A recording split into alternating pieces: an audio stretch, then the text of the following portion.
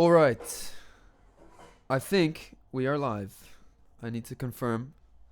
But I believe this is all fine. Okay. Cool. I'll leave this for now.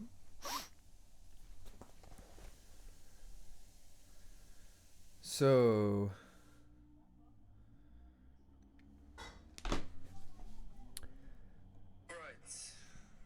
that works.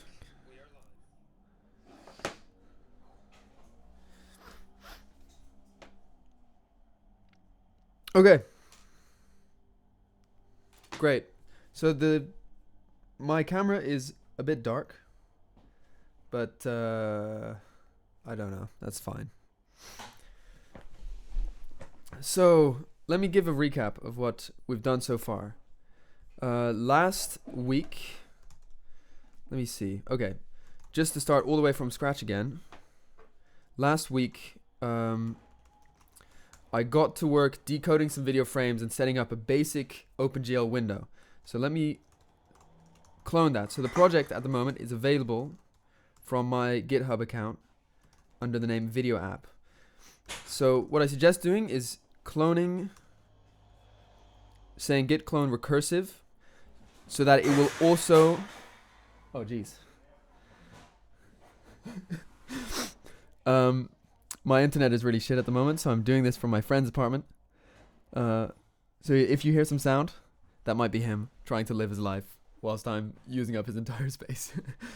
So if you git clone the repository video app recursively, then it will clone in all of the code we wrote, but also the library glfw, which is the library we're using to put a window on the screen. So let me show you that here. So that's our video app. And that's all it is right now. We have a CMake lists file, a library folder, a README, and a source folder. Let me open this in Sublime. So the benefits of the way this, let me just start from scratch. What we did last week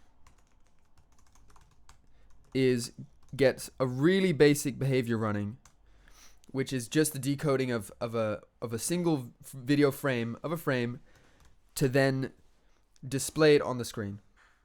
That's all I've got at the moment. And so if I build this, that's what you should see. Yeah, here we go. So we've got this one window with hello world written on it and one color video frame taken from this video on my desktop stream announcement. And that's all. That's all we have. So obviously now I want to start animating this and actually playing the whole video instead of just showing one frame from it. But let me go through how this all works so far, just to recap. So the entire project is using CMake to build. So I've got this thing in the root called CMake lists, and I'm doing a few things. I'm adding my two libraries. I have two libraries installed here, FFmpeg and GLFW. I'm ignoring OpenGL deprecation warnings, and I'm linking with the right libraries on Apple, on Windows, and on Linux to be able to get graphics on the screen. And then I've got two source files, main and load frame, which run my whole program. In main, we've got essentially, in main we just run a very basic routine in GLFW. We initialize GLFW, we create one window on the screen, and then we load a frame. So we call a function that we wrote called load frame that will take a path to a file name, in this case users bmj desktop stream announcement, and will give us back the frame width, the frame height, and frame data, which is just a buffer of bytes. And next, I copy that buffer into a texture. I load it into a texture in OpenGL. And once loaded into that texture, I can have my render loop here. So I'm looping around for as long as the window is allowed to stay open.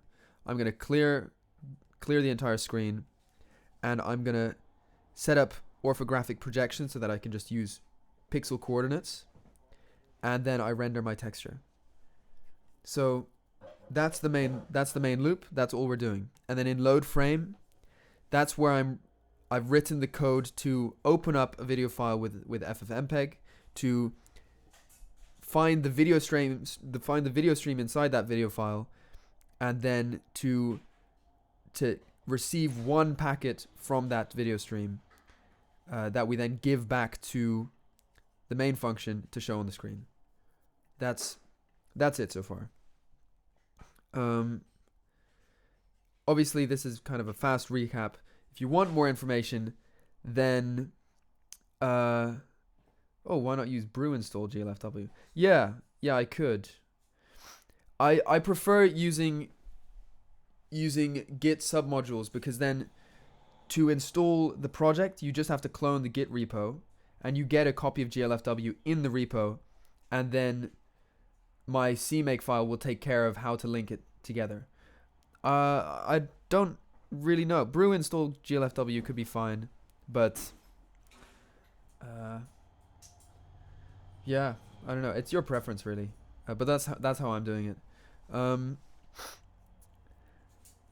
I'm silencing all of Apple's warnings because they warn against anything that's non-shader based. So the way I'm using glfw at the moment is with direct commands like gl begin quads, texture coordinates, vertex coordinates, and doing stuff like what's a very typical. Let me turn on the warnings again to see what it will warn me about.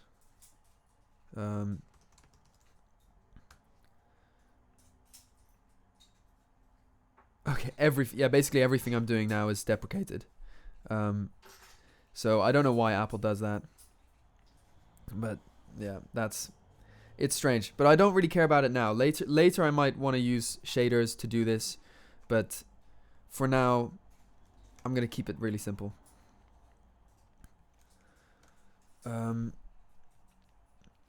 Okay, what I want to do in this stream is start getting multiple frames from the video file, playing back the video file. So the way I want to do that is basically this code that I have, this load frame code, I need to break it up into multiple functions. I need one function to like initially open the file, and then another function where I can repeatedly take out one more frame until all of the frames have been loaded. So to do that, I have to basically, let's see, some of these variables that are just local variables have to become parts of some kind of context. Bless you. So we'll see. Are there any more questions, by the way? Yeah, exactly. Immediate mode is deprecated. I don't think all of OpenGL is deprecated from Apple's perspective. I think you can use OpenGL shaders without any deprecation warnings. But yeah. Right. So, to go back over this code, because I need to get back into this and kind of read and pay attention. So we've got a few different local variables. If I bring these all to the top, got an AV format context here. If I just bring the declarations up to the top, we've got an AV codec context that I care about, and then an AV frame and an AV packet.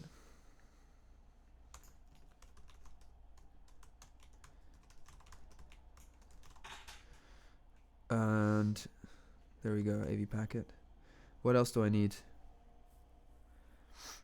And then I have this scalar context, which is a part of FFmpeg that I'm using to convert the YUV pixel data that they have, where it's based on luminance, saturation, hue, to RGB, so that we can display it on the screen. So that scalar context I also want to keep between frames. So of all the variables in this code, and if you want to look through and understand all the code, it's on GitHub, and I coded it last week in a live stream, so you can also watch that live stream.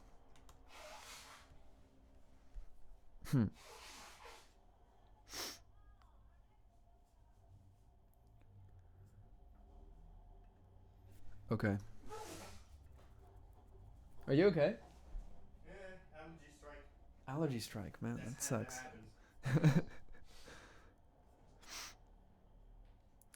Okay, so these are all the variables that we want to set up once, and then as we decode frames, we're just going to be reusing all of this state instead of reallocating it each time. So I want to break this up into, I'm going to put this into a struct essentially.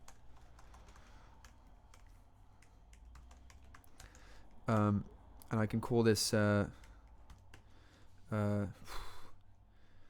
video reader state.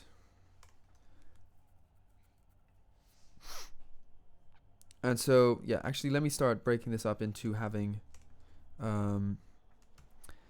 video reader dot hpp and video reader dot cpp.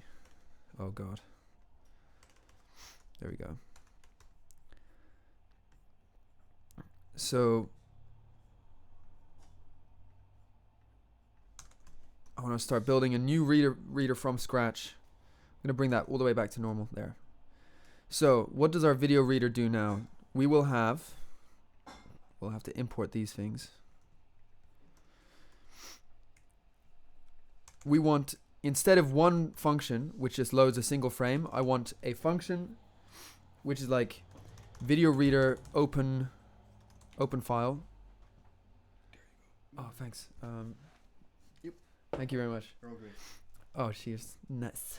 Nice. Okay. So, for the video reader, we need three functions. We need one function to open the video and set up all of our contexts. Then we need one function to like read a frame or decode a frame, whatever you want to call it. And then one which would just be deallocate, free up our video state. And that's all we want to do. So in the open file, or I can maybe call that init. I'll do open file, then here close file. Or just open. Sorry, this is really pedantic. Okay, when opening, I want a boolean for success, and I give it a video reader state and a file name. And so we want to set up all of our states internally by reading in that file. Let me check if there are more questions as you go along.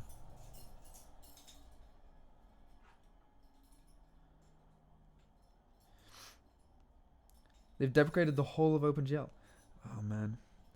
Are there like translation units that can turn OpenGL code, or it can like take all the OpenGL functions and do the metal equivalent of them? Does that exist?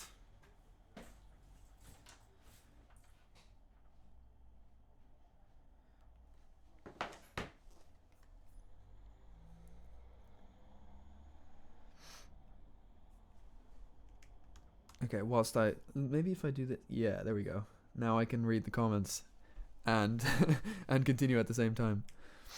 Otherwise, I'll just forget, and then you stay in the stream the whole time, and I never get to your question. So we have an open, and then a read frame, which probably also has a boolean, and we'll give back takes our state again, and takes like a buffer, and we fill that buffer in the success case.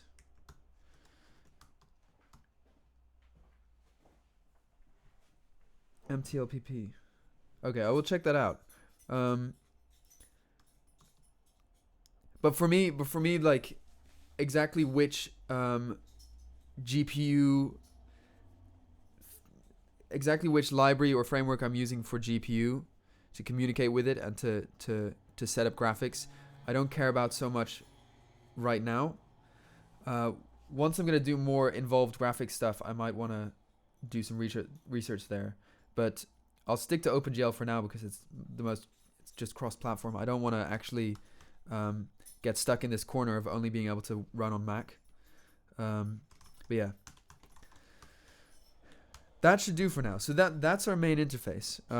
Video reader open, video reader read frame, and then a close or a free at the end where we can close our video file.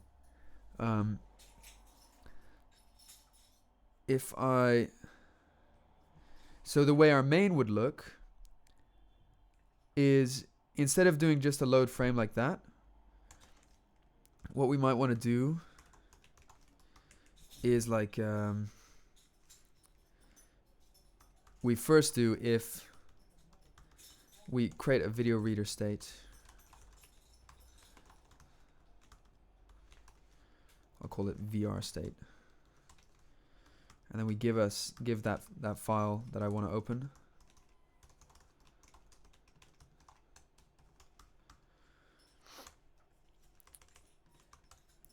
If that fails, couldn't open file.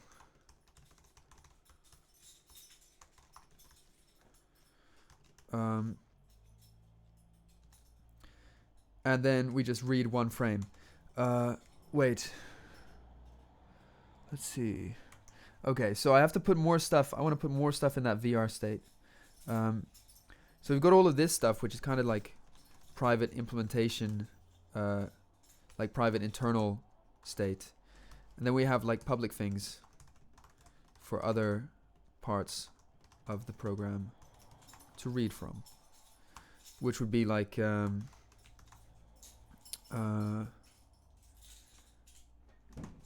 width, height, width of the frame in pixels, height of the frame in pixels, and then like a frame buffer. Would you like sugar or cream? No, it's good. No, thanks. Okay, like this.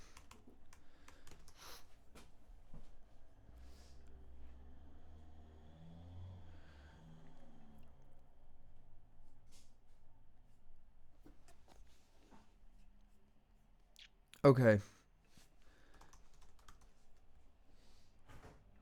Yeah, frame buffer. Don't really care about it. So what I want is that after we, here back in main, after I open the video file, VR state will set the width and the height of the video file so that I can actually, in the main loop, allocate a frame buffer so that I don't have that in the video state. I think that would be better. So here I'll say, now that we've opened it successfully, I can set my frame width there to VR state. I can copy those over.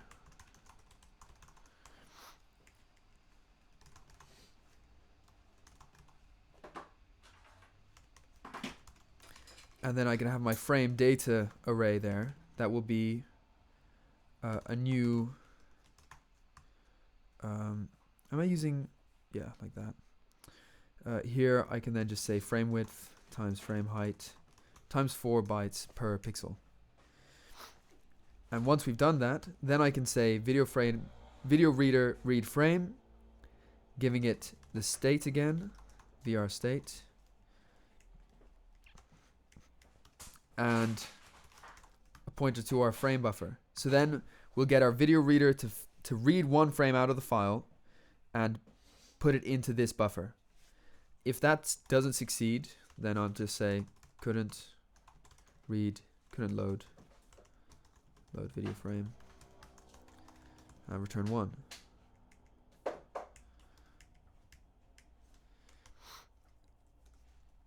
And if we did succeed, then I'm just going to do video reader read, video reader close, like that. So originally we had load frame, which does all of this, but now we've broken it up into opening, reading one frame, and then closing. Because now that we've broken it up, we can then repeatedly call that read frame to get multiple frames out of the video file. So, okay, we have to update our CMake list here. Sources, source, video reader, CPP, HPP. I want to include video reader.hpp. Here I just want to say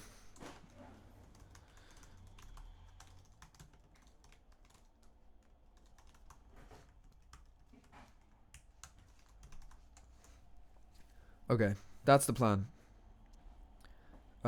Turn our load frame function into a video reader that maintains state over a longer period of time.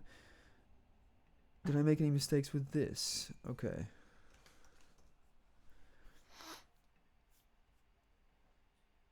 So that's good. That compiles. Let me build this in Xcode.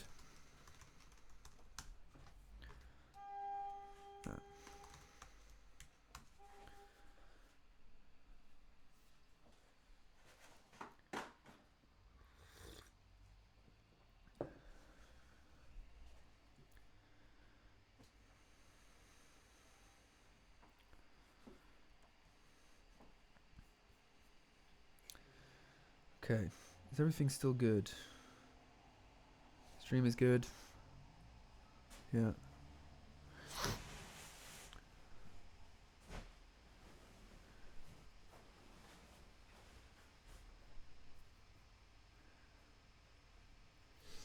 Okay.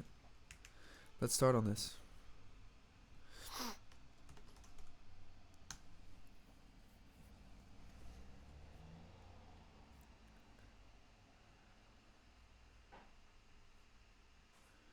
So when building, there should be a problem that the video reader functions haven't been made yet.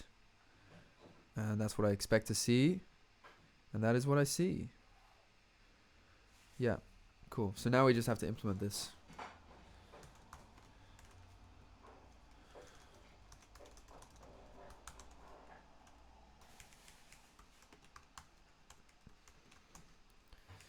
So this is going to be, I think, the easy part, because all I need to do is actually just break up, just copy over our load frame and turn it into, split it up into 3 different functions.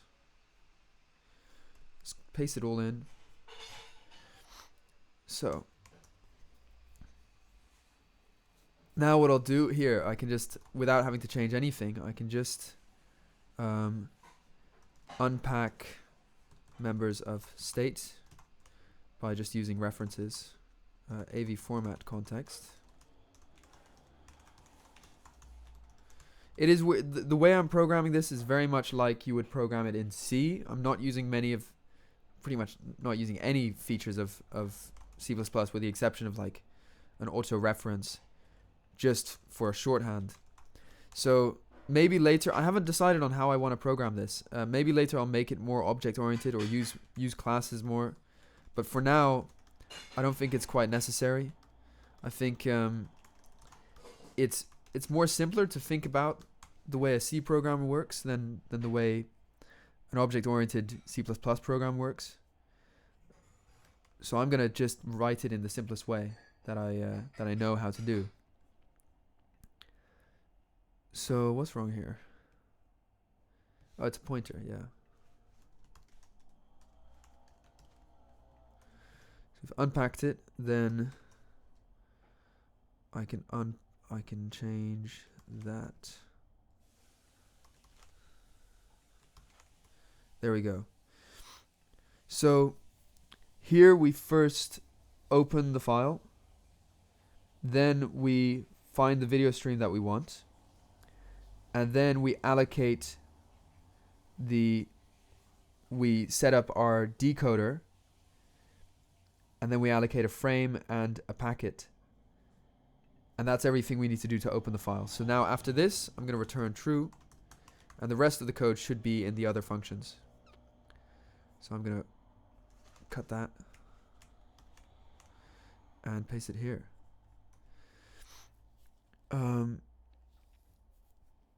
So yeah, now we're missing all of these references again. So let me copy my unpack code. Video stream index. Okay, we need to store that as well.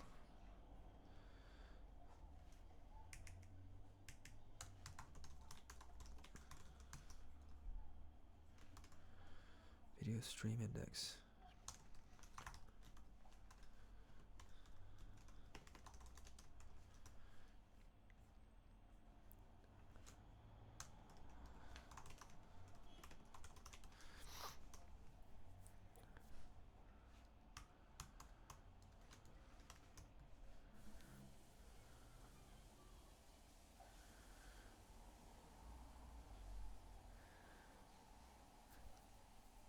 Okay.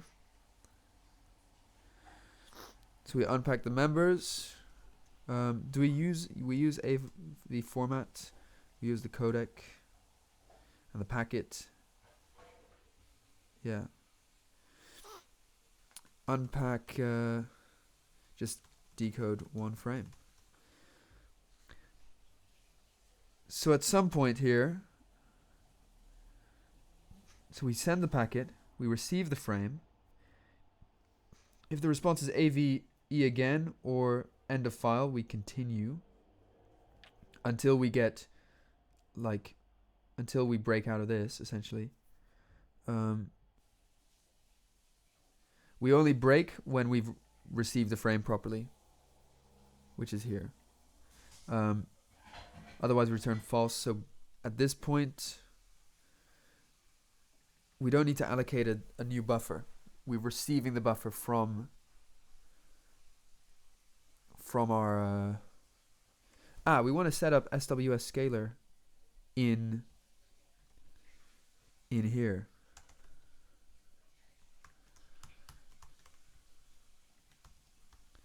So that we can properly convert our video data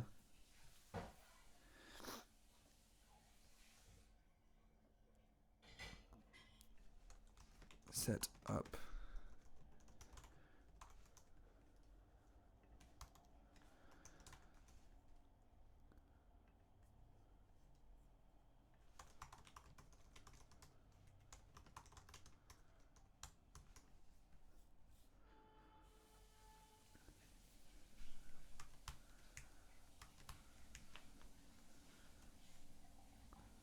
Here. So here we free the context. We don't want that yet. We want to do all the freeing of context and freeing of stuff only when we do the reader close here. Reader close. Oh geez. State. State. State. State. State. State. There we go. Okay, so a few things are still not good. SWS scalar context needs to be unpacked.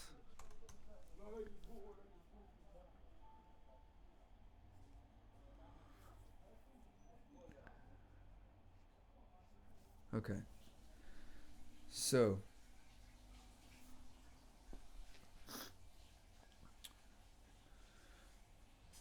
we need to know the width and height of the video before we here, because right now my code figures out the width and height only after I've decoded a frame.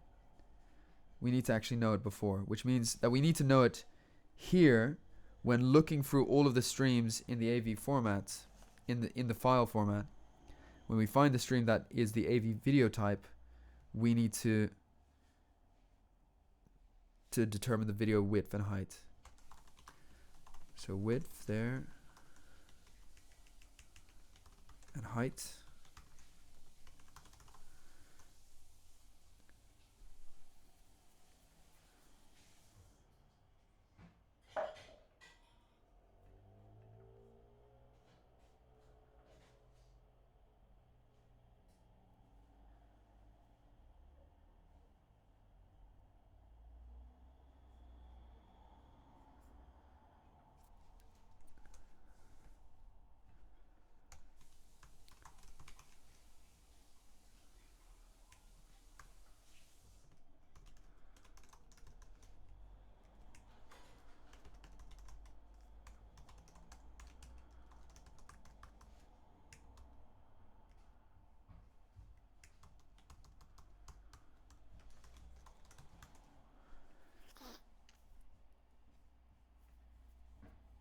Okay, so we've got our stream. If the stream is the video stream, then we want to save our width to be AV stream width.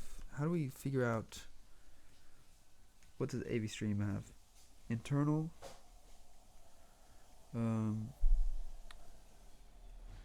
Size would be like frame width.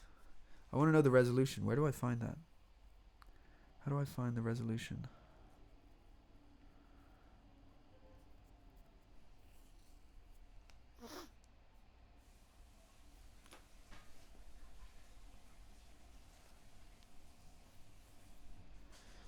I thought an AV frame has the resolution built into it, or like written in it somewhere.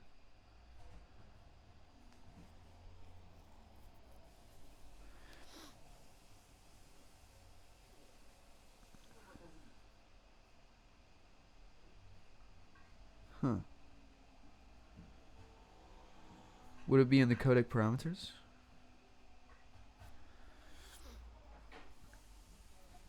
Okay, I'm going to comment this out so I can compile the code. Turn false. We were not able to code the frame.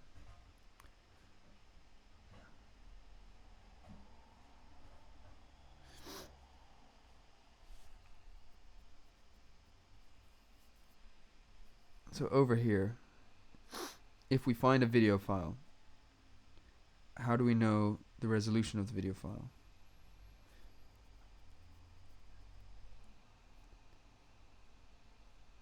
Yeah, that doesn't have the data. AV codec params. Okay, the codec params has it. It has the width and the height. So, I didn't need to do that. Creating a new variable for the stream. Here we say width is AV codec params width, and the height is the height. We need to know that so that in main, when we allocate our buffer, we know how big the buffer needs to be. So that whenever we ask the video reader to read a new frame, we give it a buffer that can fit the frame that it's going to decode. Right.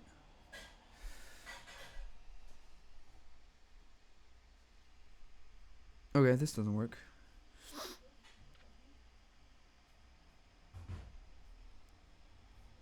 Probably because we don't have an AV frame right yet. So we need to use the width and the height that from the codec parameters.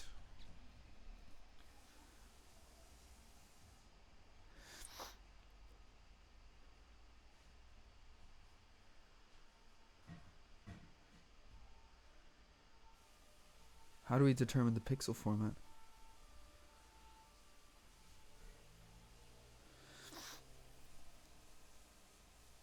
Is pixel format not okay? Pixel format none. Yeah, so because the codec hasn't decoded any frames yet, it doesn't know the pixel format. So we have to find that from, hopefully the codec params has it. No. No. Okay, maybe it's in the AV stream. Let me check. AV format context. Streams I. Pixel format. Is it inside the AV codec? Pixel formats. AV codec params.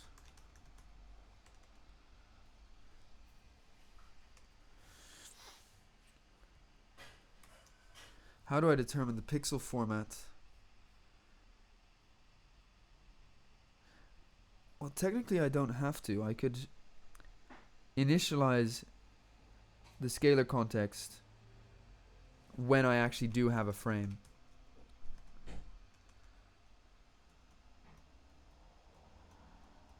Yeah. Okay, let's try that.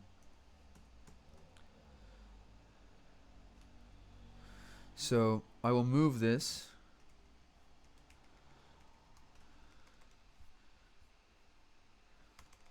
to inside here.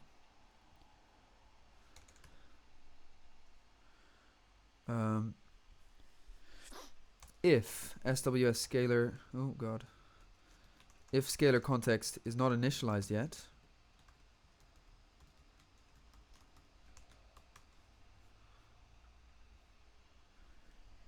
then I will initialize it with those values.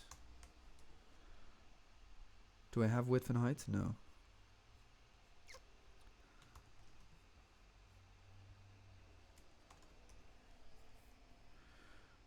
And once initialized, if it's still not initialized, then we've got a failure. And then we have to feed it some information.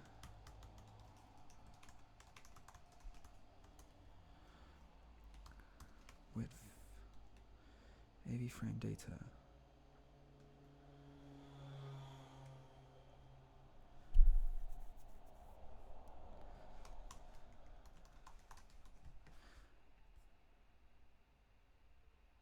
Okay.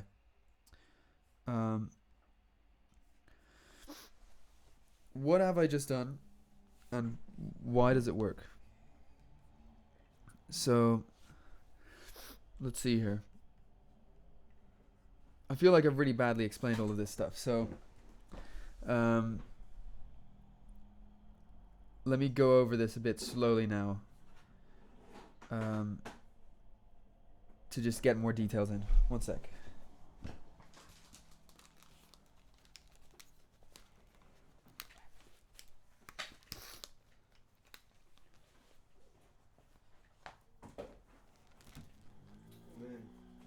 It's gonna go live and I'm seriously freaked out, man. It's what? I just peed right. I have minor infection, but it went worse. You want this all on the live stream? I don't know, I just freaked out. So nice. I'm gonna... Okay, that doesn't sound good. No. Freaked out.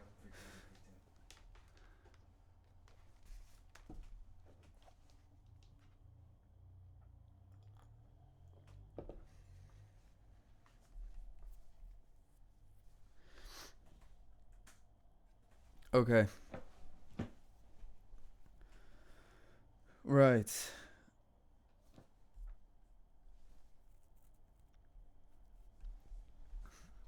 So what have I got currently to give a rundown again of what's happening?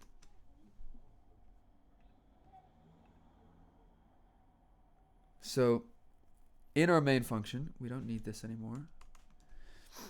I initialize glfw to create a window, and then I initialize my video reader to open a video file. And then I ask my video reader to read one frame. And so what I started off with from the previous stream is a single function load frame, which does all the work in one function.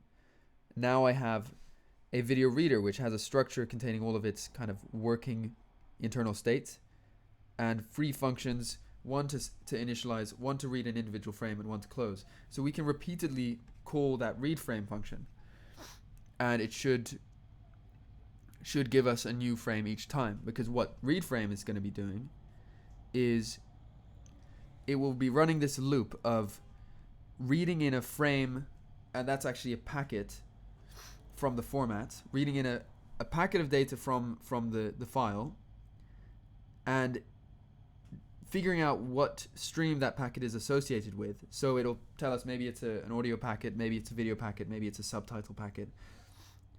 If the packet is associated with the video stream that we want to decode, then we send that packet to our decoder. And the decoder will then tell us whether it failed to decode, like whether any error actually happened. And if not, then we're going to ask the decoder to receive a decoded frame from after sending it packet data. Now, when we ask the decoder to give us a frame, after we provided it with some data, it might not actually give us a frame, because maybe we didn't give it the right packet, or not all of the frame data has been received yet. It needs more packets. In those cases, in those cases, the response will be something like, well, end of file error, or something like E again. And then we want to do basically continue, which means we'll go back, we'll read another frame from the format, we'll read another packet. I don't know why this is called read frame if it's actually reading packets. But essentially we will read another packet, we'll send that packet again to the decoder, and maybe this time we do have the data to construct an entire frame. And in that case, the response would be like 1 or a success response. If the response is less than 0, there's a failure, and so we just want to return false. But if it's not E again, it's not error E off, and it's not an error message, then we've received the frame, which means we can continue. We can happily continue, and then we break out of this loop because we've got our frame, and then we set up SWS scaler to convert the pixel data from the internal format of the video file to RGB0. The internal format will usually be something like YUV to save space, and we want it in RGB0 so that we can put it into OpenGL. You can also use this moment here to like scale it, so you can like divide by 2, or you can change the scale of it. That's what SWS scaler does, but I'm keeping it the same exact pixels. I just want to change the pixel color space. And that's all that the video reader will do. By the end of it, if it returns true, that's because it will now have filled the frame buffer we gave to it.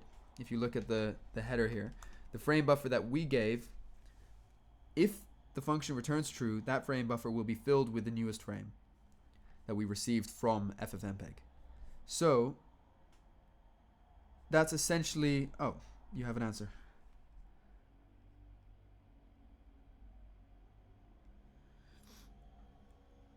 Yeah, see, I don't know that. I don't know about that because... so what Brian is saying is, I think it's called read frame because it is reading a frame, but it might not be a key frame, and then the decoder would need more to actually assemble an image. I'm not I'm basing this off one thing that I was reading, which was very useful, which is like learn FFmpeg the hard way, which is like this post on GitHub with some tutorials, and it explains conceptually how FFmpeg works. So it shows that, I think, let's see where it says that. The infamous hello world. Yeah, it's this. It must be this. Yeah. So the architecture is, you've got inside a file, you have the decoder of the file that reads the file format, the MPEG-4 container is the AV format context, and you use the AV format library to decode or to read in those files. They give out these AV streams, and interleaved you have different packets of different streams in the file. Like they'll put in an audio packet and then a video packet and then an audio packet and then a video, or maybe interleaved in a different way. And those packets, they might be out of order, and that's why you will need to sometimes provide more packets before the decoder will give you a frame. But I heard something about an AV packet containing potentially multiple frames of video inside a single packet. So I'm not so sure. Yeah, I'm aware with the PNB frames that they're diffs, and especially like I don't know which one is the one calculated based on the previous and the next frame, but of course with those you need other frames first, and the way that will be put in the file is the one frame, the key frame that is used to calculate a previous frame, that one will appear in the file before the diff. But yeah, I'm guessing as well, so I don't know. But that's the way I'm conceptualizing it, and the code I'm writing, it's working with my conceptual system. If I'm starting to get really weird bugs, it might be because the way I'm thinking about frames is wrong. But so far it's good. we read out this frame. What I want to do now is, instead of just reading the frame outside of our loop, I want to put it in the loop for now. I want to read a new frame every time I try to re-render. And we'll see how fast it goes. It might be way too fast because it'll just be like running very it will be doing something weird. But so the way we need to do that is I need to bring my close, my reader close function all the way down. And then, what are you doing? I'm checking my lamps because I need to replace one. Sorry. Okay. Yeah. Alright, I'm turning that off. Right, I need to keep GLFW make context current here. I want to generate my texture ahead of time. And then all I want to do is just load in a frame and load it into my texture inside the function. So we set up our orthographic projection, read a new frame, and load it into texture. Actually, I want to allocate my frame data there outside, obviously. I don't need that one. What's wrong? Oh, I've already got it. Up there. Generate texture. Generate allocate frame buffer. We don't need to read a frame yet. Inside here, I want to read my frame, and if it succeeds, I want to load it into my texture. So I just need to gl bind my texture. That should work, maybe, I think. Let's see what happens. Okay, so now if I don't move my mouse, the video doesn't move because I've set it to GLFW wait event, so it will block here until a new user event comes in. If I do poll events, it will do an infinite loop. There we go. So this is basically decoding and rendering the video as fast as it can, which is kind of cool.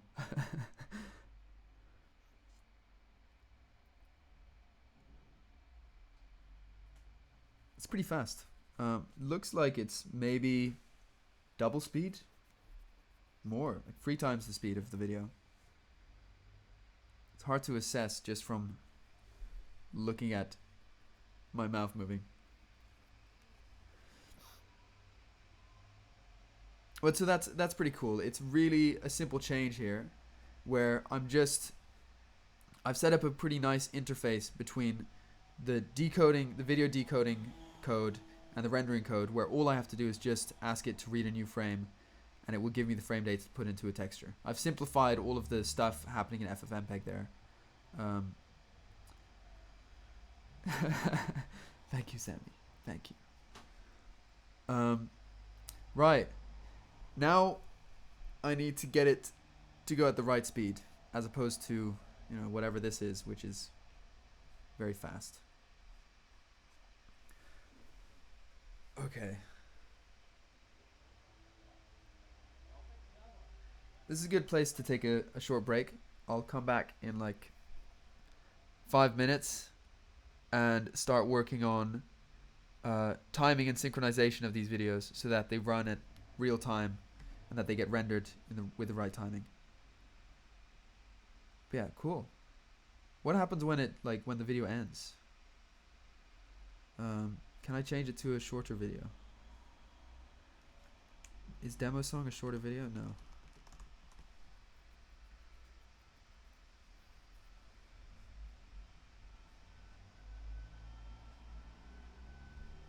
It's pretty cool though. Okay. I'll take a break. I'll be back in 5 minutes.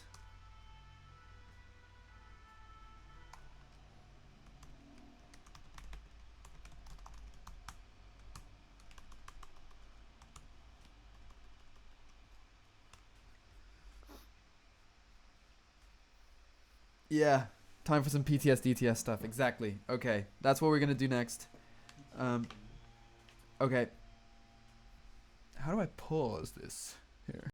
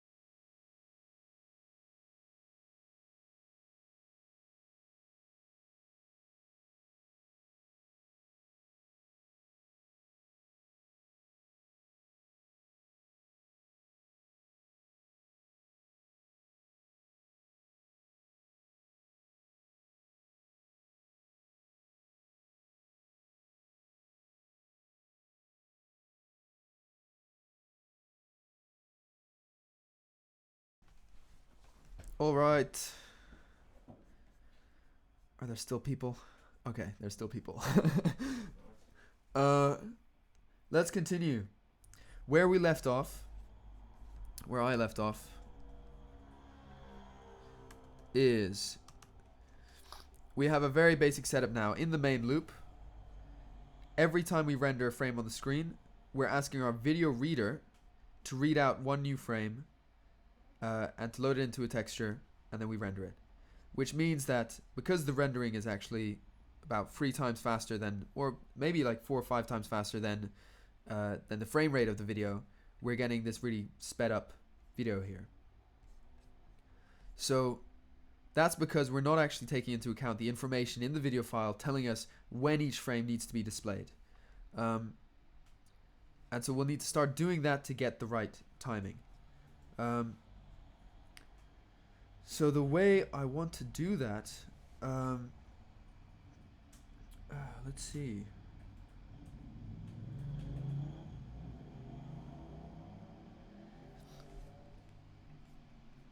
So inside the file, actually referring back to this tutorial, FFmpeg libav tutorial,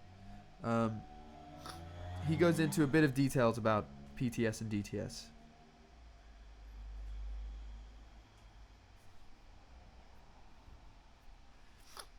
Okay, so every time we receive a frame, we'll receive all of that data. So I'm gonna do that print inside our video reader.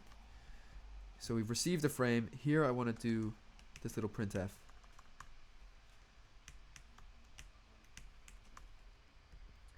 To print out all of that stuff. Okay, he uses different variable names.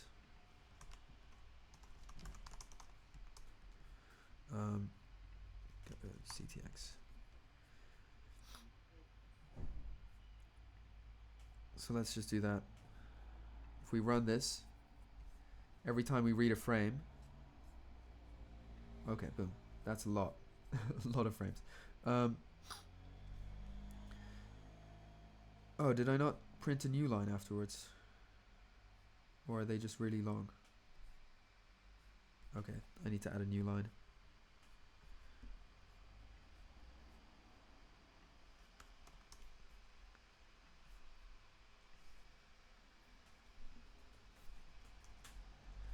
So, when we start decoding, each time we receive a frame, we receive the type of the frame. It's either a B, a P, or an I.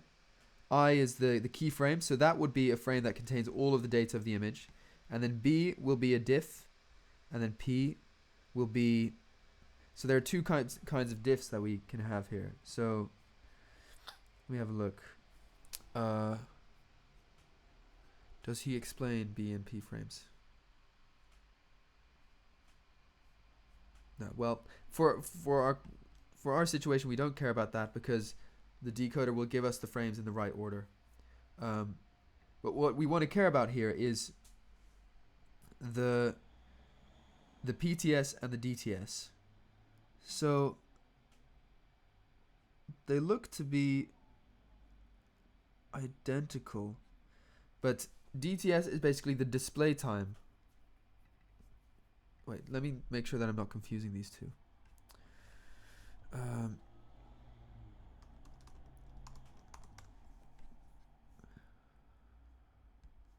Stack Overflow, perfect.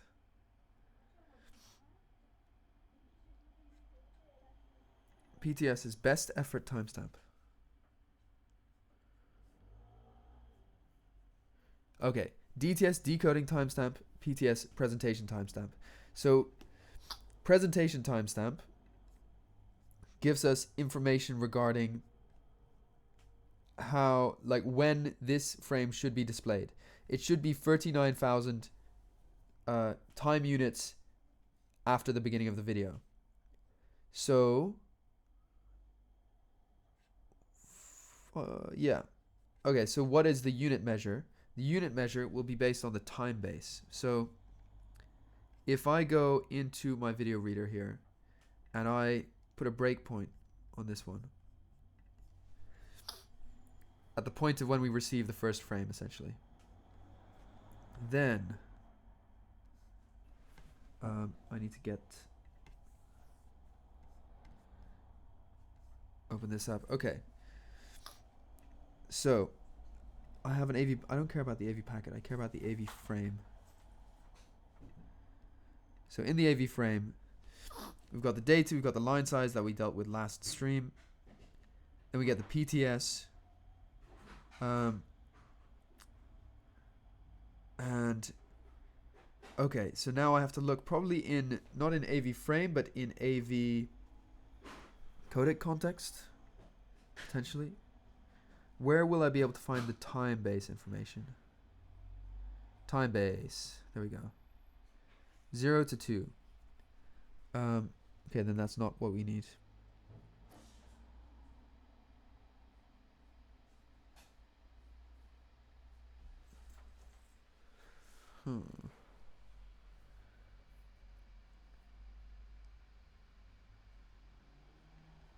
Where do we find the, maybe in the codec context, in the format context? No, it would be the information about the stream. So let's look at stream 0 inside the AV format context. Streams. Oh, jeez, Xcode.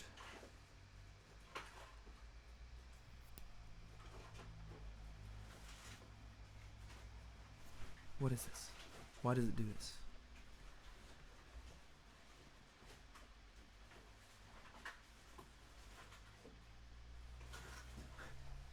Okay, stream 0 has an index, has a time base.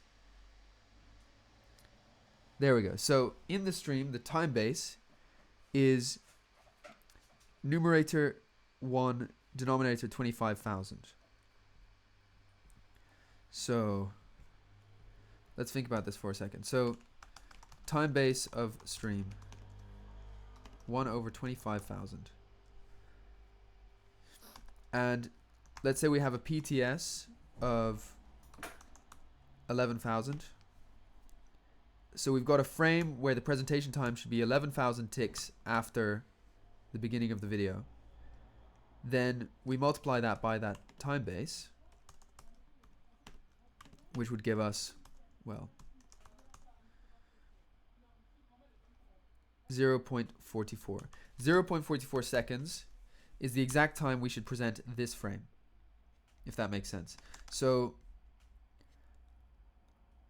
yeah, that's it basically. I'm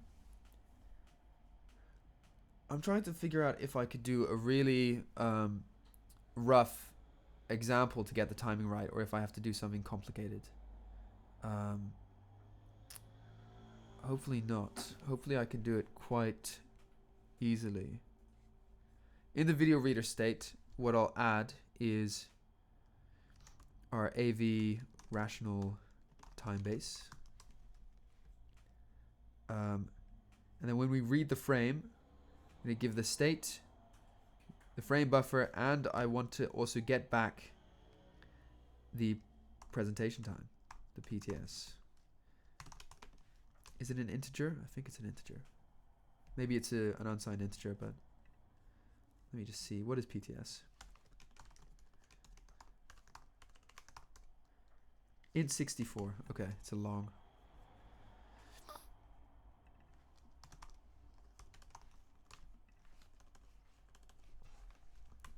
So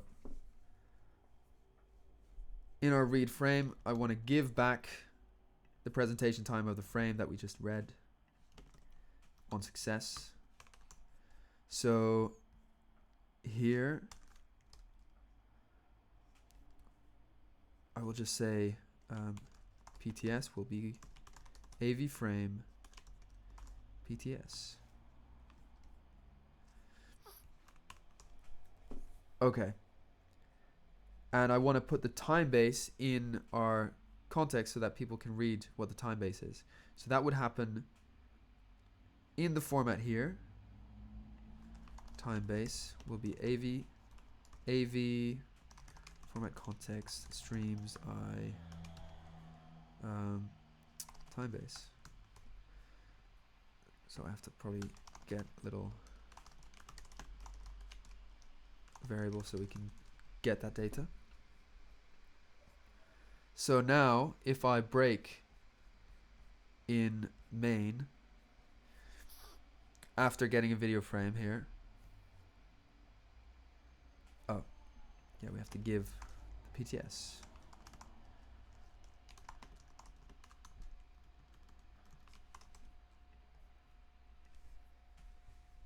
Oh, why is this not working?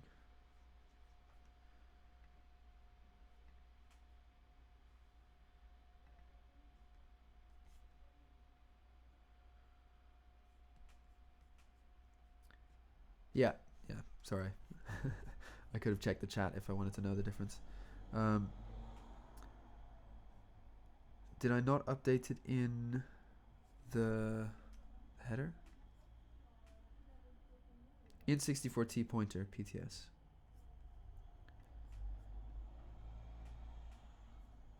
In UN64. There we go.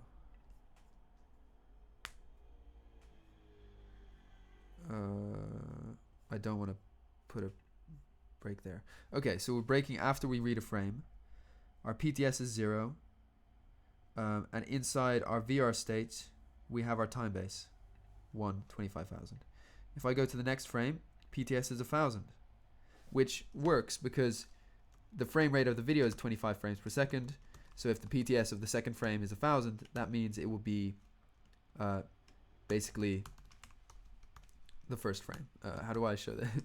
25 times 25, it's frame number 1, and 2,000, frame number 2, 3,000, and so forth.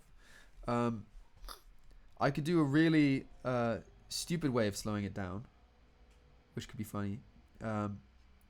If I go here at the beginning of this function and I do glfw get time, which will give me a double of the seconds that have passed since the initialization of glfw. If I let's see,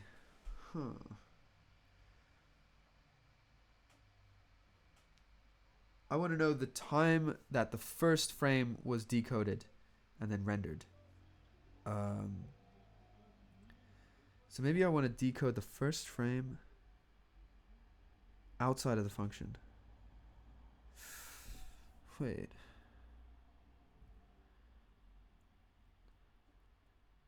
Okay, this is temporary, so I don't care if it's that ugly.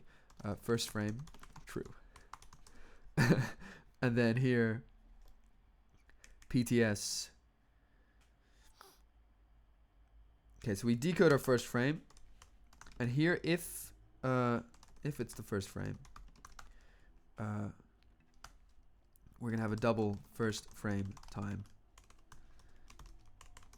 If it's the first frame, then we want to set our first frame time.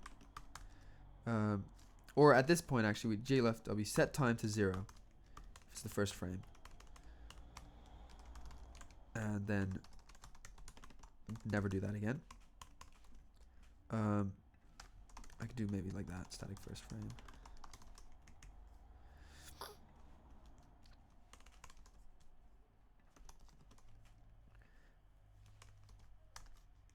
And so then we can get the time from glfw, and we can turn our PTS into the amount of seconds after the beginning that it should be shown at as by doing PTS as a double multiplied by, well, actually we can do PTS multiplied by the denominator of the time base divided by the actually numerator divided by dominator, numerator divided by dominator. I'm getting so confused. Denominator, yeah, not dominator. That would be presentation time in seconds. I'll do PT in seconds. And so while glfw get time is bigger than PT in seconds, I'm just gonna do nothing. That's like, I'm just gonna spin at 100% CPU until we get to the right time, and then we display our video. Let's see if that works. Maybe it works. Maybe it works. Maybe it doesn't. It's crashing. Oh, jeez. Okay. I did something wrong. Does anyone know what I did wrong? So, okay, let me look at the chat again. So, on the first frame, we set GLFW time to 0. So we've got a counter that can tell us the time since the first frame was decoded. Then we do PT in seconds. Maybe this is supposed to be a double. Let's see.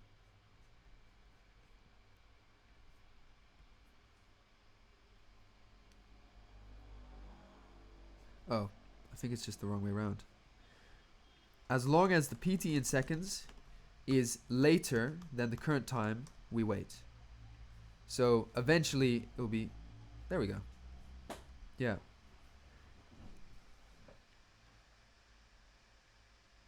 That seems to be running at the right speed. Like, obviously I can hear the fans of my laptop shooting up and it's at 100% CPU usage. So this is not very efficient. And is there any, like, what's happening to the memory? Okay, the memory is very slowly increasing. 100.9.6, 0.7 megabytes, 0.8 megabytes. Okay, I'm doing something wrong. The longer the video goes on for, the more memory is being occupied. So there's a memory leak somewhere. But that seems to be pretty much real time, which is great. Well, it's a really, really hacky way to get that to work in a really bad way, but it's a good start to getting the right timing. I have to find a way to sleep there. Anyway, what I will do is first figure out what memory might be leaking. So in our video reader, it must be happening in read frame.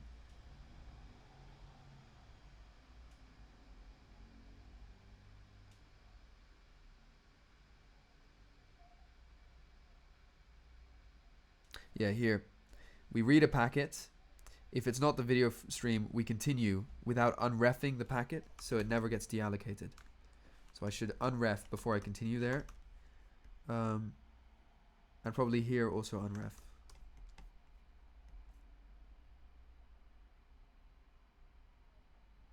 .86 megabytes. 86.3. 86.6. 7. 8. 5. Okay, so it seems to be like stagnating around 87, 86, 83, 81, 87.3, 81, 87.1. Okay, there might be some other memory leaks that I need to find. But that seems to be okay. No, now it's 97. Why is it 97? I resized the window and it probably allocated a bigger buffer. If I make this small,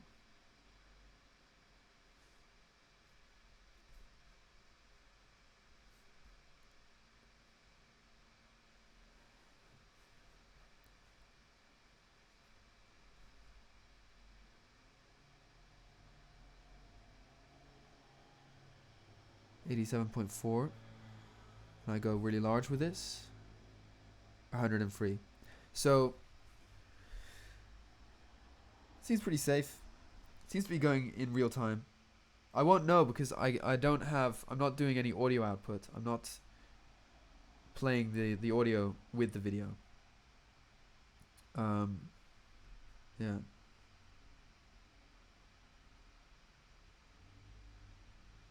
Yeah. Yeah, it depends. I don't really want to be spinning up like that. It's true. But what I could also do is like let's say we've decoded a frame and it's not ready to be presented yet and we have to wait, then we might as well also just decode some more frames.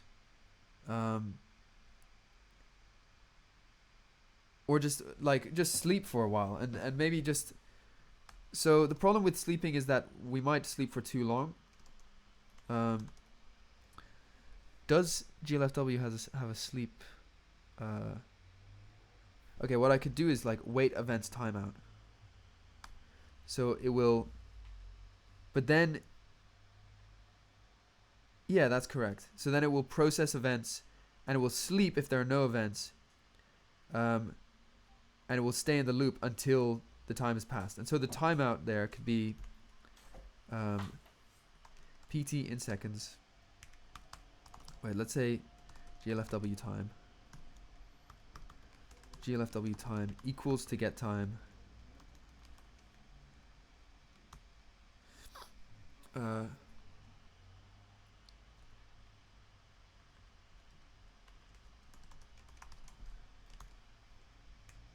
then here we do a timeout for PT in seconds. Who cares? I'll just reuse the variable. I'll call it again. PT in seconds minus get time. We'll sleep for that long. So instead of 99% utilization, it should be 40. Okay. So we're sleeping for a lot longer. I don't know if that sleep function is accurate. If we will end up delaying these frames by too long. It looks fine. I don't think anyone would notice. Yeah, that works. That works actually.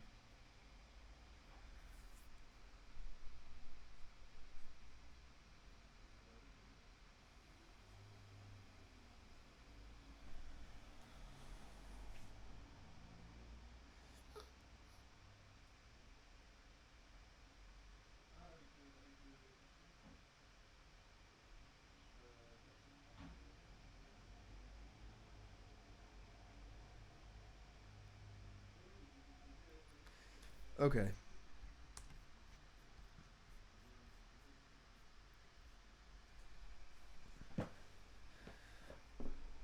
I think the question now is, how do I make this, because in future, I want to be able to stream multiple videos simultaneously. So I can't simply do that in the main loop like this. I think I'd want to have like one decoder per thread, or like a thread for every video reader, and it will read in a frame, and then, or maybe read in a couple frames, decode them for you, and then the main thread will take the frames that it needs at any point in time and render to the screen. And then it can use the same logic of looking at the display time to then like it would wait if you have 3 videos running and one of them needs to be displayed at a certain point in time, then like whichever frame needs to be displayed soonest, you'll only sleep for that amount of time. Or if we're playing 2 videos that are both the same frame rate, we should like line them up so that they get updated at exactly the same time on the screen. Because if we've got 2 videos that are 25 frames a second, we don't need to render at 50 frames a second, just updating one video frame and then the other, then the other, then the other, if that makes sense. So that's gonna be the tough part.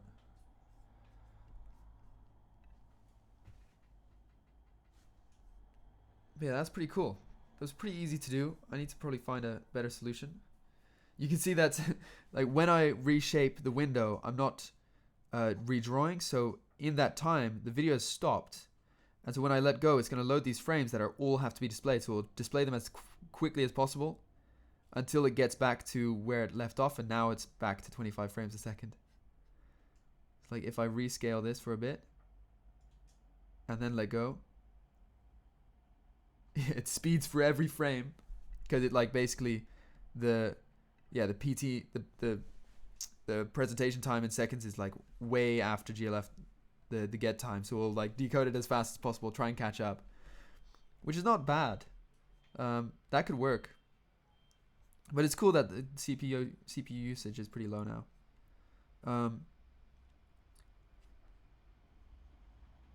You know what's funny? With the code that we have, it's actually very easy to instead of streaming from a video file to stream from a webcam. You can do it with the exact same code, which I think I don't want to do this stream for too long, so what I'll do is just try that for fun. Try and stream from a webcam instead of from a video file, and then call it quits. So the reason why I say that it's really easy to do that is that the only thing that's different with FFmpeg between a file and a webcam is the format. So you have lib. If we go back to like the CMake list here, you have a couple different libraries. We have libav format, which we're using, libav codec to do decoding, and there's also something like libav device. And libav device will allow you to open up a device and then decode it just like a file. And so it will work. The only thing that changes, if we go to like the video reader here, the only thing that changes is the top part here of opening an input. We'll open a device instead. So I'll try that for fun, and then I'm going to end the stream and continue with this next week. But yeah, let's have a look. So let's remove this file name for now. Well, leave it there. It doesn't matter. We'll not use it. But I need to start including... I have to include libav device. What?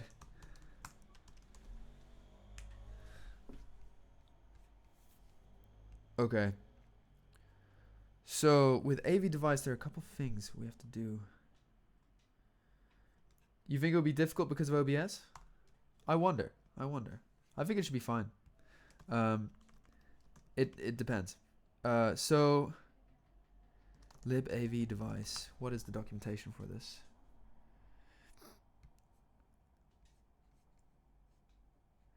Device version, configuration license, register all, initialize libav device and register all the input and output devices. Yeah. So we have to do that.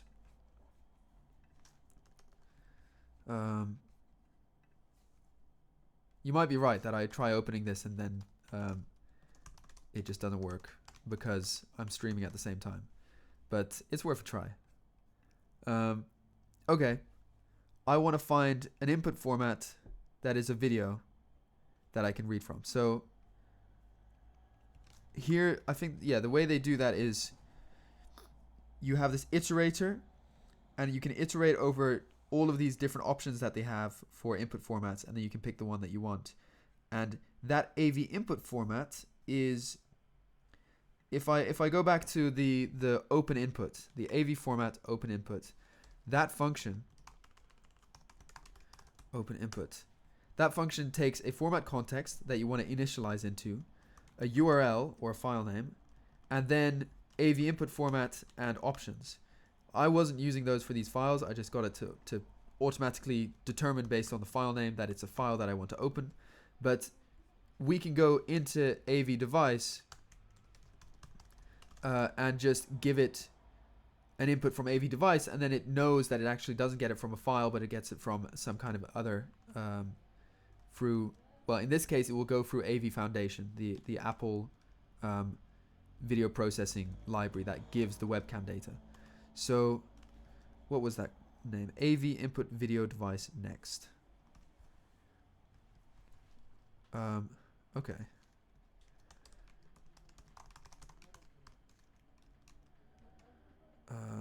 Okay, AV format, AV input format.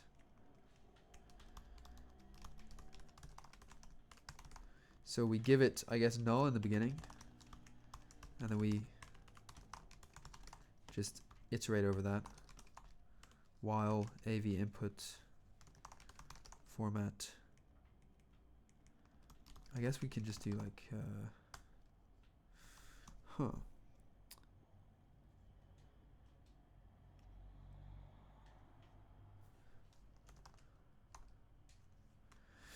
we can do, okay, do. We get the next one for as long as AV input format is not null. And that will iterate over all of them. So then we can get AV input format. Inside there should be like a name and a long name. So let's print that. Input format.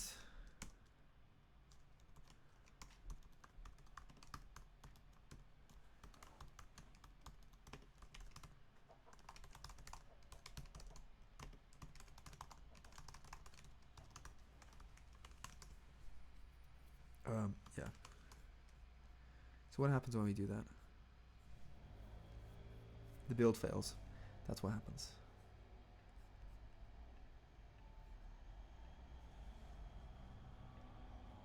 Did I not close my...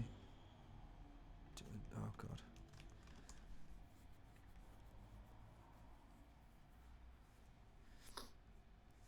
Oh! We've got a bad access. Why is that? Oh, because it's if AV input format. Okay, that's not, this is not really nicely programmed. It's not the best code I've written, but I just want to list out all of those. Okay, so we have two input formats that we can get from AV Foundation and libAVFilter virtual input device. We want to get it from AV Foundation. So we can do while the AV input format is not null and the AV input format name. How do we do this? String compare. That one doesn't equal AV Foundation, because if it does, we want to break out of the loop because we found the right input format. I think if we break here, does that work? AV input format is AV Foundation. Codec tag, yeah, perfect.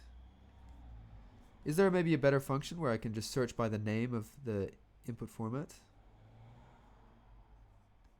Does anyone know?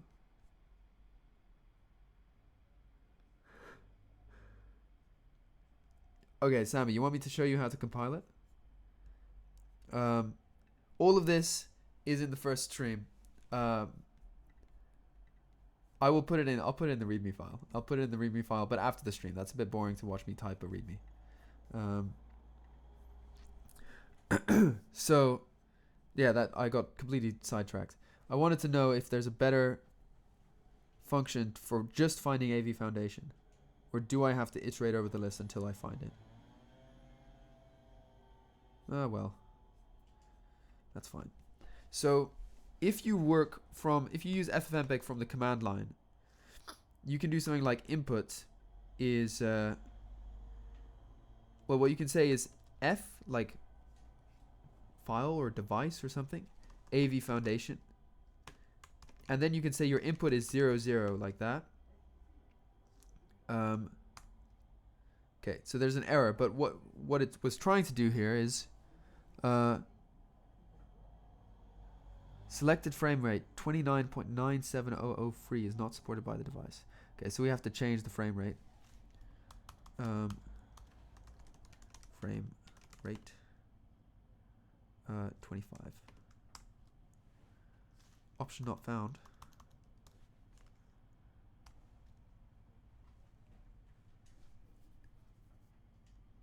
Output. I need to define the output. So in FFmpeg, I can say at 25 frames a second, I want to get stuff from AV Foundation. The input 0, 0, which means whatever is the first available video output and whatever is the first available audio output. And I want to put that into video.mkv. And here it's encoding.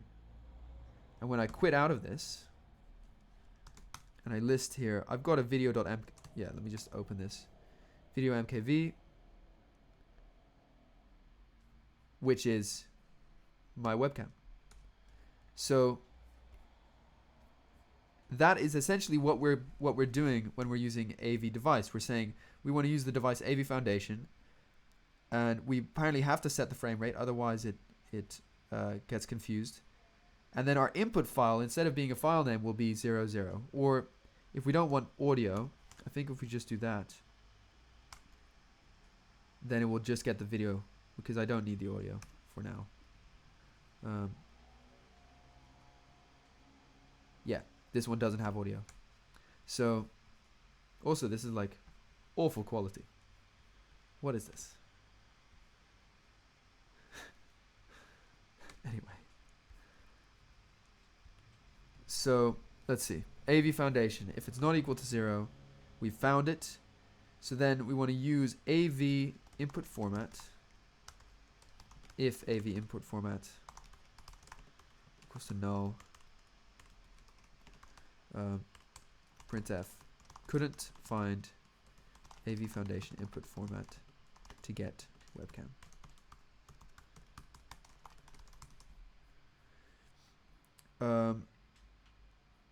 We probably need to define that frame rate in the options there. So let's see how far we get. Instead of file name there, I'm going to say 0.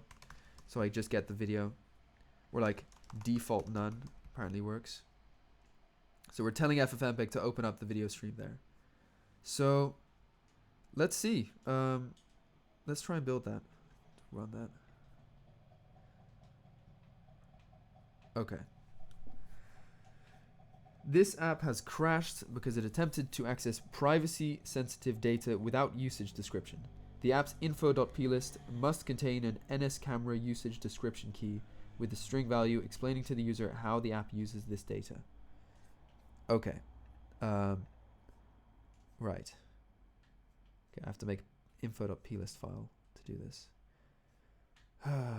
Okay, I can do that.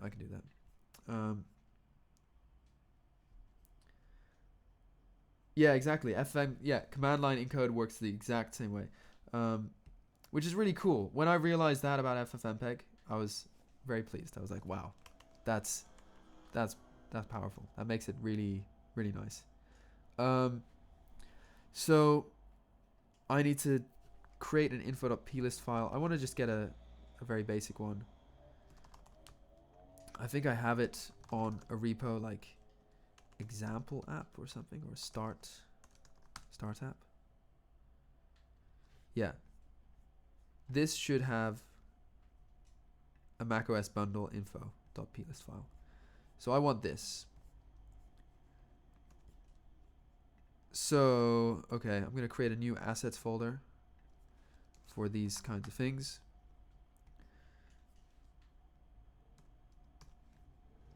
And I'm gonna call this macOS bundle info.plist.in. So this is my plist bundle file, my plist, the info.plist file, which is bundled with my Mac app that explains the permissions and what it uses. So in here I want to put the key. What did it tell me? What kind of key did I need? nsCamera usage description. nsCamera usage description. String. Using it to record webcam. I don't know. It doesn't matter what I describe it as. Right, I'll have that as my asset. Oh, it added XML to the end of it. So this has some CMake variables in here that I need to change. So in my CMake, I want to, in the case that it's Apple, I want to say, what's that called? Configure file. Configure file CMake current source dir /assets / macOS X bundle info.plist.in. So I want it to substitute all of the variables inside that file and change it to CMake current build dir assets Mac OS X bundle info.plist. Let me just see if that works the way I wanted it to. Incomplete. Why? Could not open file for write in copy operation. Mac OS X bundle info.plist.in. Huh. Is it not build dir? Maybe it's output dir.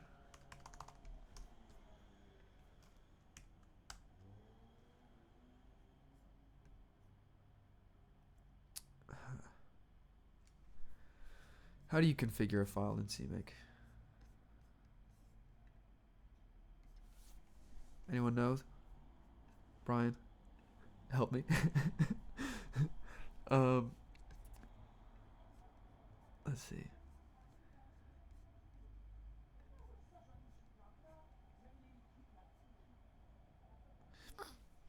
Current source. Well, at least I can start doing this. So I can set my target properties for my video app to have an icon file. I don't need an icon for now. I just want to have the CMake current build dir assets Mac OS X bundle info.plist.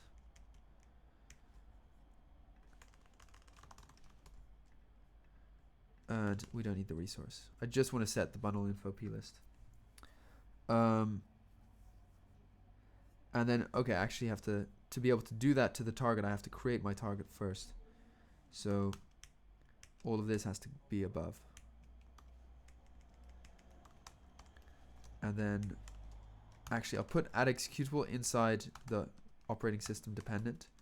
So then I can add special,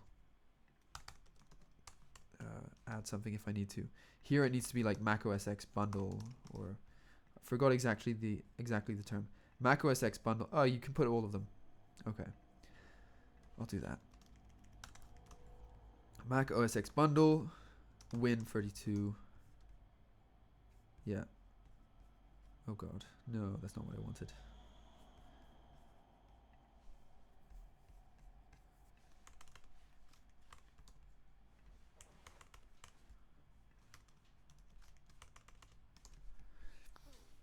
So Mac OS X bundle, we set our bundle info plist. I think this is the problem, or configuring the file.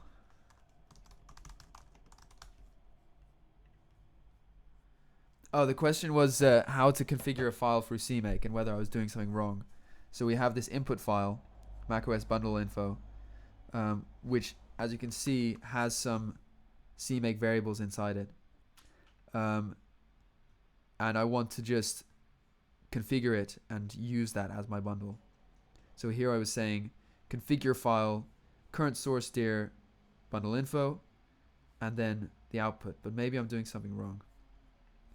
That was the question. But I'll find it. I'll figure it out now. Input, output. Yeah.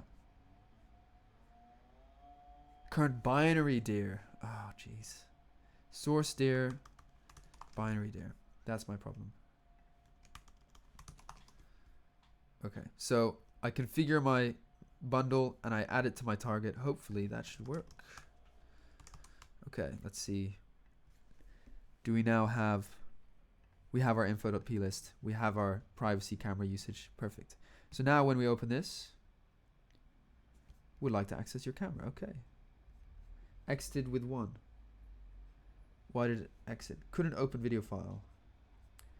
That's the same error, it's the same problem. So we need to set the frame rate. And probably also the resolution. So, where do I do that? Open input, here I need to give like my options. So I'll have some options. AV dictionary options. Starts out as null. AV dict set options. The key frame rate. The value 25. Oh wait, it's frame rate like that, I think. No flags. And maybe like resolution. What is it? Video size? Like that. 1278. Is it video size? Okay. Let's see.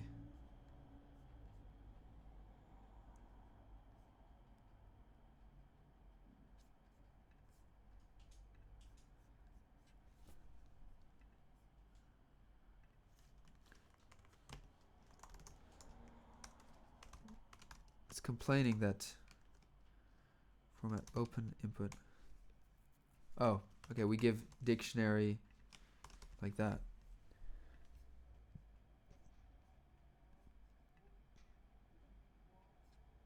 Okay, failed for what? Invalid parameter. What's the invalid parameter? Video size?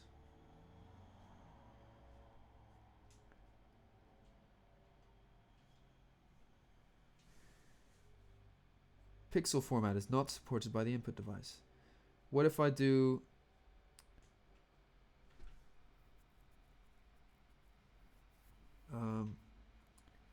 0 RGB or BGR0? Dict set options.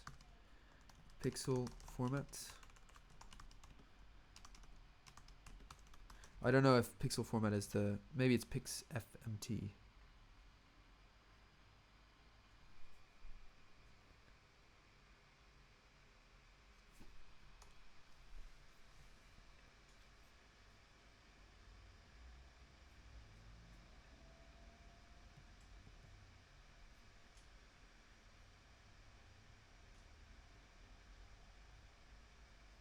Okay, wait, video size is wrong. Maybe video resolution.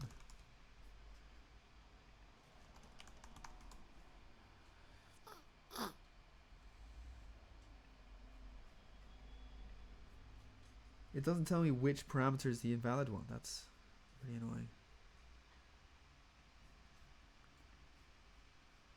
So, FFmpeg parameters.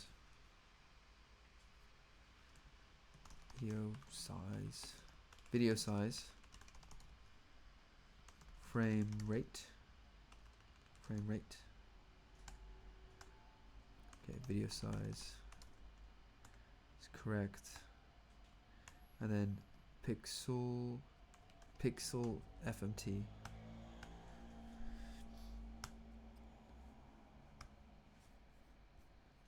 Pix FMT. So I think what I should do is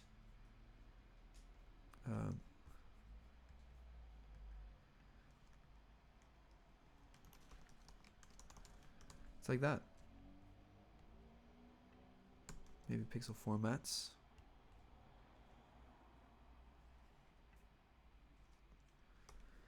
Which parameter is invalid?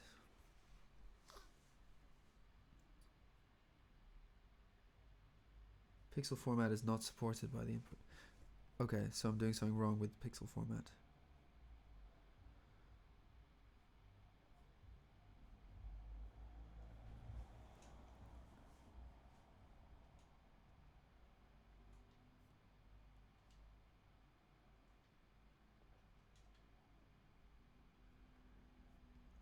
I just want to get it to use any pixel format that FFmpeg can support.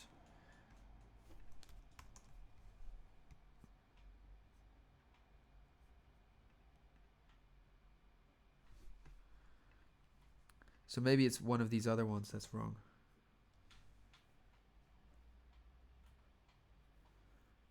BGR0. It says it supports BGR0.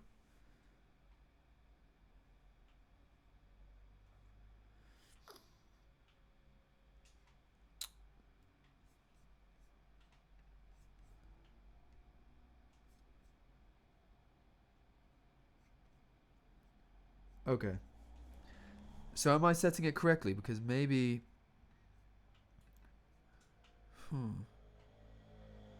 1280 by 720, 25 frames per second. BGR0 Maybe I'll do like 0 RGB. But it says in the output here that I don't know if you can see it. It might be cropped by the way I'm streaming.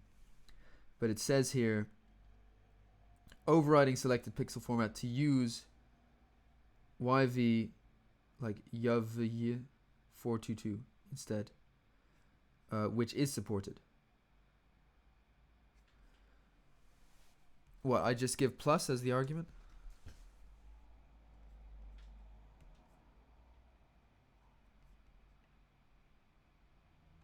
There must be something else that I'm doing wrong here.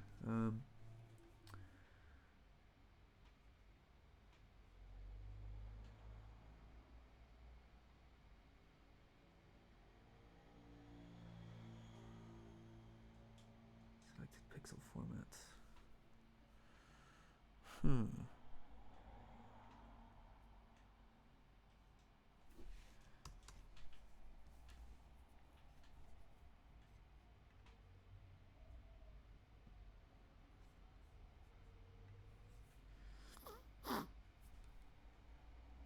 Throwing error minus 6,745 454.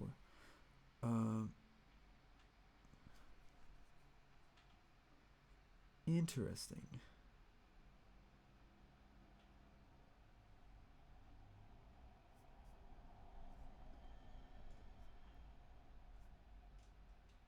Oh, are you right? Input video device. Yeah, it says in the logs here, enter create audio, create audio.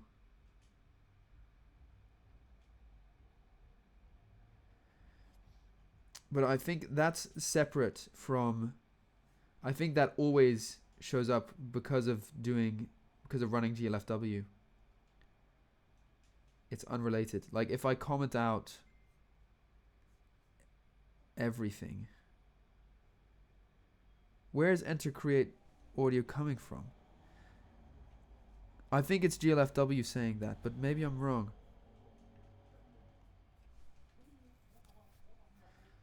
If I put a breakpoint here. Okay, and if I put one there. Enter create audio. Okay, so something's going, like it's trying to create an audio that I don't want. Okay, why is it trying to create audio? Do I say...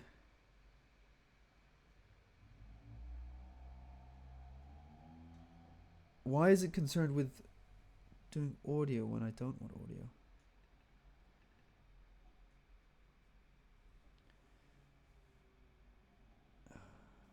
So strange. It's a shame. I thought this would be like a fun little treat at the end of the stream. And this is becoming the most complicated thing. So, video size, frame rate. We give the format that we want. Maybe if we give 0 and none. Maybe the default is wrong.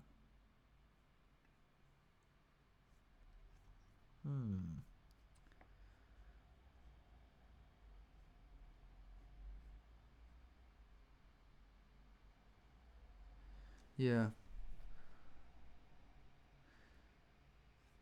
Is it supposed to be video without that? Yeah, it is weird to see it, but very often, like in the console, you'll get some random shit happening because of the operating system, because of the windowing system.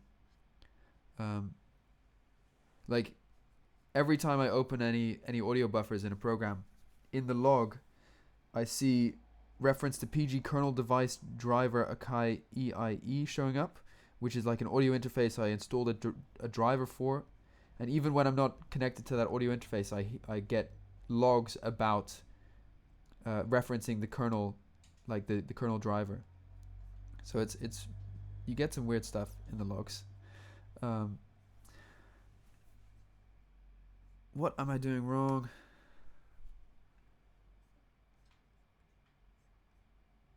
Pixel format. If pixel format is a single plus, video size.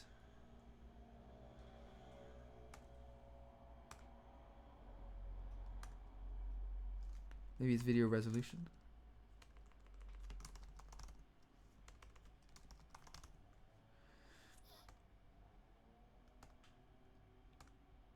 Do you think it's the video size option? I feel like it might be the video size option. That's wrong. If I remove that,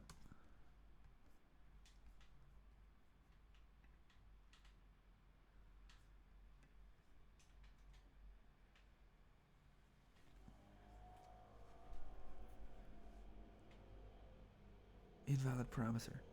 Frame rate is wrong. What?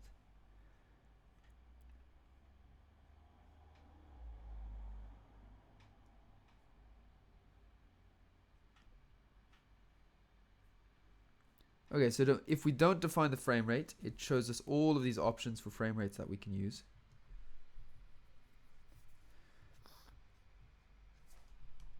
So if I set those two, if I just set the video size, what does it output? Okay, it still suggests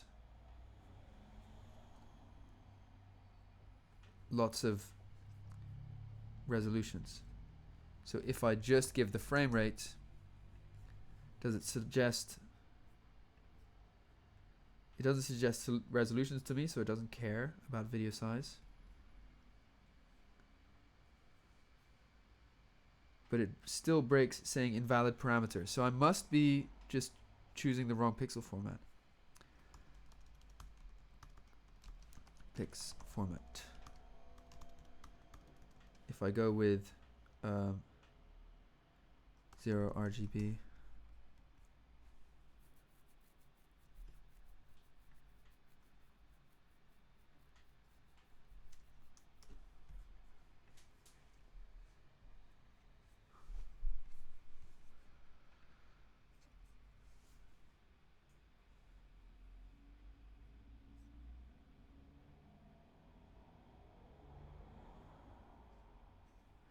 but see, it doesn't complain about the frame rate. You might be right. Maybe it's supposed to be 25 FPS or 25 over 1. Like 1 over 25? What would be correct?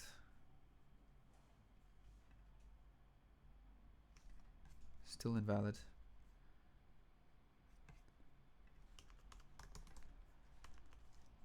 I think that's it understands that 25 just means 25 frames per second.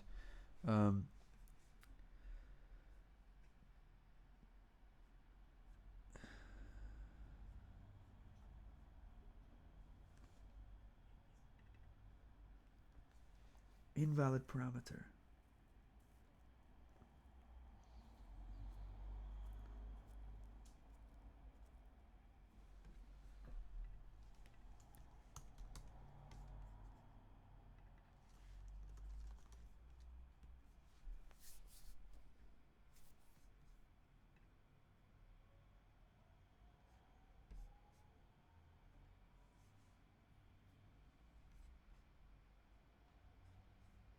Yeah, so the pixel format is not correct because it says selected pixel format YUV 420p, which is just the default. So maybe it should be pixel format. Why is it different?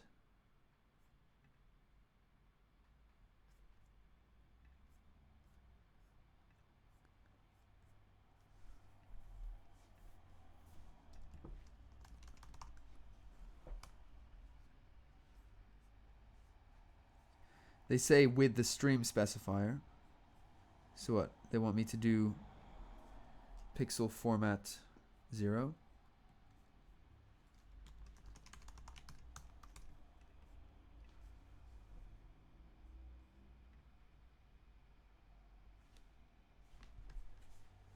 Right.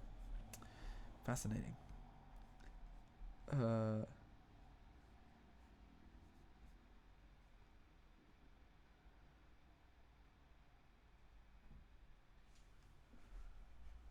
If the selected pixel format cannot be selected, FFmpeg will print a warning and select the best pixel format by the encoder.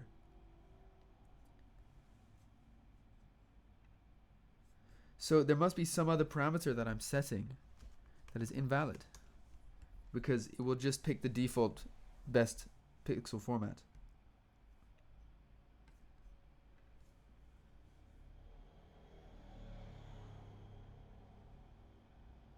Maybe this is not wrong at all. Maybe this is functioning fine. Yeah, so input format works. Then something goes wrong when much later. So perhaps, okay, let's move on to read frame. We read in a frame. How does that go? Does that work? We're already getting some kind of error here. Invalid, that, but it's...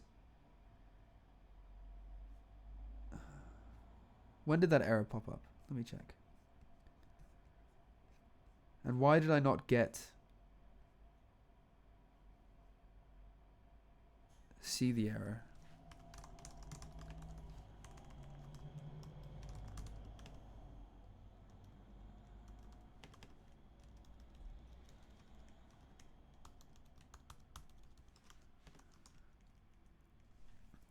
Yeah, so apparently the response there was 0 because it did not return. But do I get that error message? Yes. So it's happening on the open. Okay. I'm very confused. Maybe this is happening because I'm streaming simultaneously. And like getting access to... No, because we just checked it in the terminal and it worked. You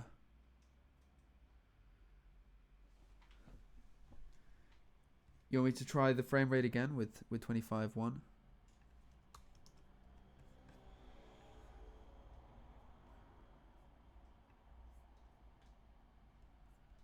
125.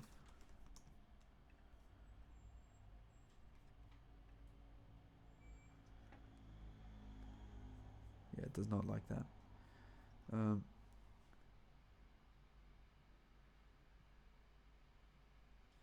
We get the CMIO hardware bug in the case when it says it couldn't open the video file and when it can open the video file. So there's something else going on here that I will solve, I think, another time. I'm going to leave it. It's just a very annoying bug to have. I'm not getting anything. Maybe I'm not getting anything because it doesn't have any display time information.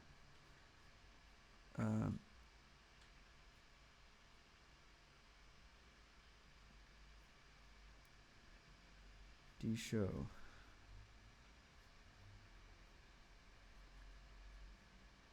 This is something that works for you? Open input video equals my format. But dshow is like is that a Windows thing?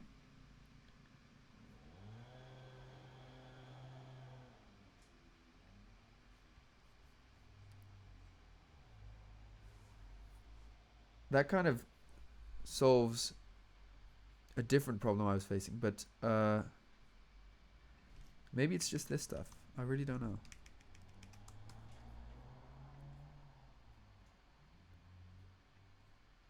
Yeah, there was no PTS information in the file. That's why. That's stupid. But there you go. We've got... Why did I spend so long on that realizing? Okay, that's stupid. But there you go. So I'm actually getting a webcam using the same code that I was using to get video. And it doesn't need any synchronization because obviously the presentation time will always be... Well, it comes in and you want to show it as soon as it comes in. And that's a timed... Like, it will break on AV read frame until it receives another packet from AV Foundation. Sorry for taking like 20 minutes to realize that. But that's cool. That's cool. Wow. I like that. What happens if I block for a long time and then I let go? Oh, it just skips over the frames that you missed. Okay, so it just drops frames. Cool. Right, I'm going to leave it at that. Are there any questions? Yeah, the one thing I was saying is the way I got the format was by searching through the device list. But if I can just use find input format, yeah, I just give AV Foundation like that. That'll be a lot easier.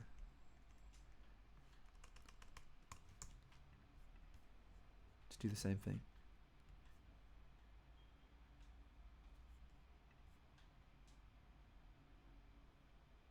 Yeah, that's beautiful. It's using like 13%, 14% CPU.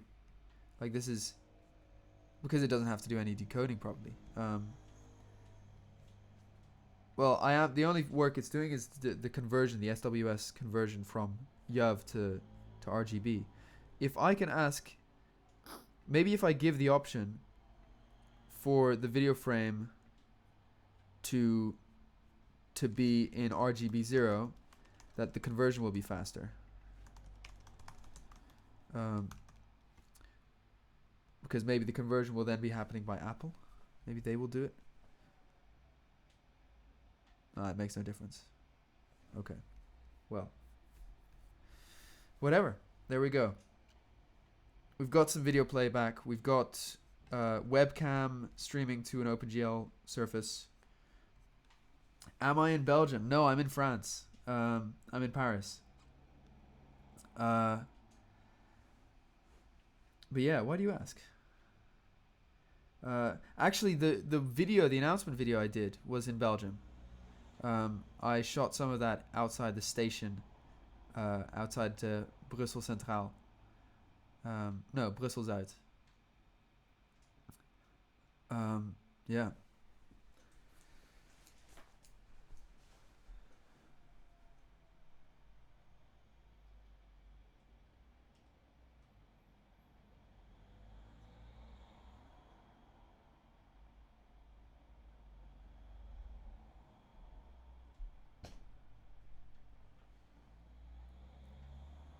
Oh, nice.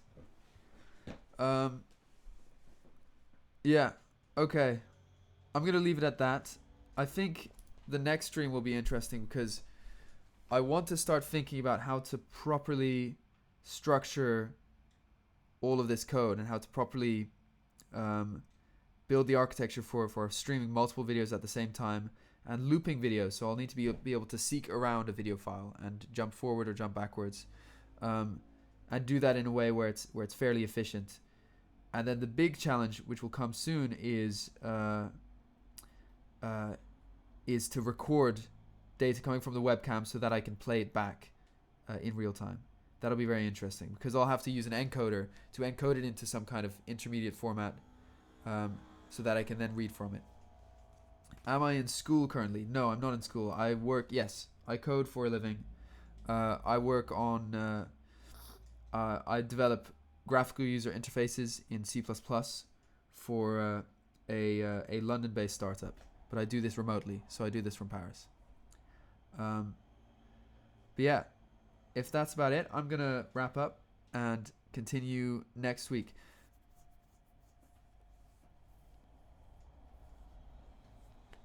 And yeah, Brian, if you found this through Discord, because I mentioned it somewhere there, then feel free to message me if you're interested in the project. But yeah, that's it. I'm gonna stop. I'll commit all of this and make a nice little README, and then start doing more stuff next week, and I'll announce it during the week. Okay. Bye, guys. Thanks for coming. Have a good night.